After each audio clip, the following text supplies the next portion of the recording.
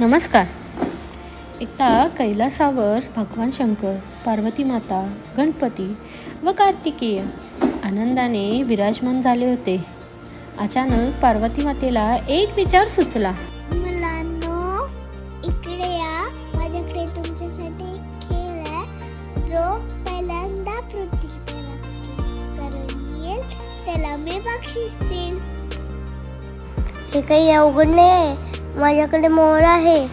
गणेशाने म्हटले, आई मी सुद्धा प्रयत्न करीन. आणि त्याने आपल्या बुद्धीने ठरवले की आई वडील म्हणजेच संपूर्ण जग, त्यामुळे त्याची प्रदक्षिणा करणे म्हणजे सर्वश्रेष्ठ.